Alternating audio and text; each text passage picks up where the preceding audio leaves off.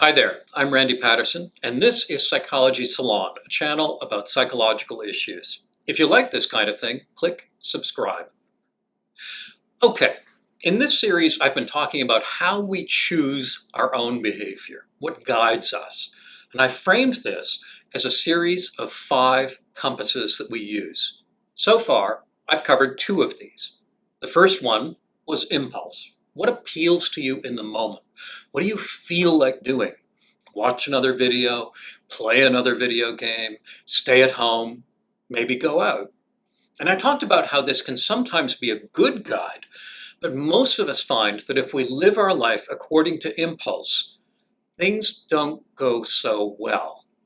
We wind up inactive or addicted or out of shape or unemployed or rejected by people who don't like the fact that every thought that enters our head gets blurted out. But people often think that if they're not acting on moment-to-moment desire, the alternative is just to do what's expected by other people. And indeed, social expectation is the second compass. And I talked about how sometimes that's not as bad a guide as it sounds. We're polite, we don't litter, we get along with other people. And frankly, some of what people say is good for us really is good for us. But if all we do is conform to expectation, our personality and our self-direction vanish. So, are those the only 2 choices? No. In fact, there are more compasses. In this video, I'd like to talk about one that may be the most valuable of them all. This is the value compass. Now, to talk about this, I may need to give you some background. Early cognitive behavior therapy often tended to overemphasize control over emotional states. We need to get rid of anxiety, kill off your depression, conquer your anger, and push you into happiness. And frankly, much of that isn't such a bad idea either. If we've got somebody who's suffering from crippling anxiety, yeah, we're hoping that whatever it is we do in therapy, they're going to have less anxiety overall. We are, in fact, hoping for fewer panic attacks, less uncontrollable rage, and reduced deathly depression. Nothing wrong with that. But this all came across as an attack on normal human emotions. I'm conscious of some mental health public awareness campaigns that said things like, "Did you know that 30% of school children have anxiety?" Well, no. 100% of school children experience anxiety because anxiety is a normal human emotion. It's not a disease. Normal people have fear. Normal people get anxious. Normal people get discouraged. Normal people experience anger. Emotions are not illnesses. Furthermore, controlling emotions is hard to do. Try it. Right now, turn up your level of happiness by 20%. See? It's hard to do. You can change what you do, your behavior.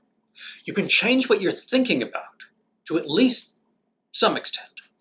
But changing how you feel by working directly on the emotions, that's hard to do. If our agenda is to kill off your anxiety, then we're really making anxiety important. It's driving much of what we do. And one reason why anxiety is so powerful in many people's lives is that it's already sitting in the driver's seat. It has total control over that person's behavior. It's creating impulses to avoid things, retreat home, and shut down. And obeying those impulses is exactly how to make anxiety worse in the long run. So, there's a form of therapy that developed in part as a reaction against that. It's called acceptance and commitment therapy, or ACT, A-C-T. And there's a lot to it, but at its core is the idea of getting emotion out of the driver's seat of a person's life and putting something else into it.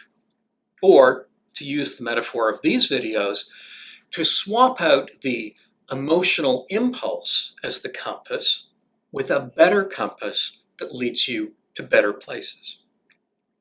And what compass does ACT emphasize? Values. What's important to you in the long run? What do you want your life to be about? What is your vision of the good life? What does that look like? How do you wish you could behave? Most people have a number of values, but they may not have spent much time figuring out what they are. If they actually sit down and say, really, what's important to me? They might learn a lot about themselves, and they might strengthen a compass that's always been there, just waiting for them to look at it. Values can be a bit of a vague word, which is precisely why it's a good idea to spend some time getting specific. In therapy, I have a variety of questions that I suggest clients use to help identify their values. Maybe I'll elaborate on some of these in separate videos, but I'll just signal some of them very briefly here. If you weren't trying to impress anybody or avoid their criticism, what would you do? Or, when you reach the end of your life and look back, what do you want to see? Or, what's important to you? What do you admire in other people? Or, if you didn't have to deal with all this anxiety or depression, what would you be doing? Or, what are the elements of a good human life? There's more of these things, but you get the idea. Defining your values involves pulling back from the detail of your day-to-day existence, from the trees, and looking at the overarching trends, the forest. It's not about what's tempting in the moment. That's the impulse compass. It's not what about other people or society wants of you. That's the expectation compass. It's about your own unique set of personal values. One of the values that a lot of people identify is health. I want to be healthy. Much of the other stuff I want to do depends on that. So if we put health on the compass, where does that lead? Well, maybe it means moderating my alcohol or drug intake. Maybe it involves getting some exercise. Maybe it involves eating better. Maybe it involves making sleep a priority rather than treating it as a waste of time. Maybe friendship is one of your values. As you look over your life, friendship has really been one of the most important elements. Okay, fine. What does that suggest to you? How do you translate that from a value into an action?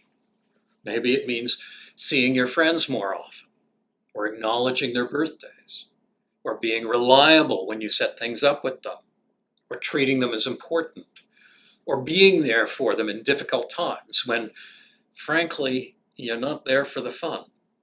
Things like visiting them in hospital or helping them out when they're going through hard times. Again, you get the idea. Identify a value and then translate that into actual, concrete actions that contribute to a good life. What are some other values that people have?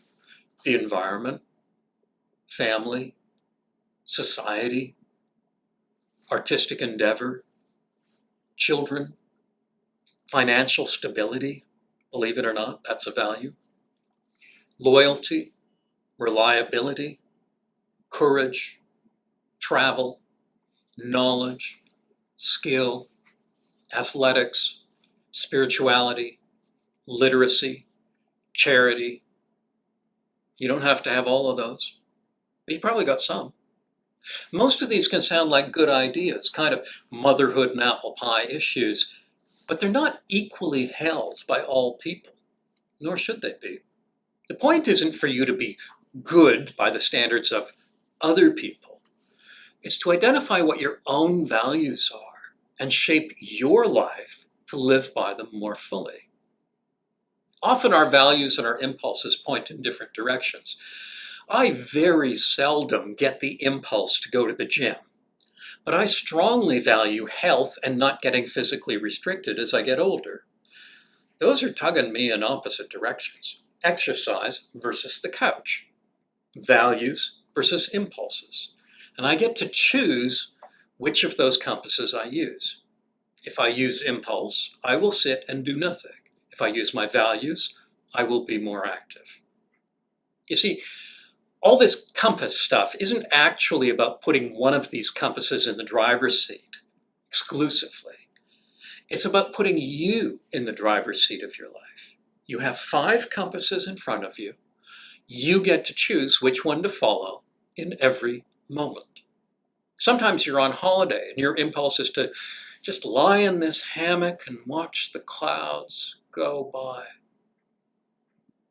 Great, do that. Choose it. Later on, maybe another compass will guide you. Back home, there's a friend in hospital. Maybe you will text them to see how they're doing, and you will be choosing that. But I've only spoken about 3 compasses, and I've said there are 5. So stay tuned. There are other videos on this channel on the psychology of everyday life. Click the subscribe button for more. I also have an online course site, psychologysalon.teachable.com, with programs for professionals and for the general public. And my books, How to Be Miserable, 40 Strategies You Already Use, How to Be Miserable in Your 20s, and the Assertiveness Workbook are available from online booksellers. Thanks for watching.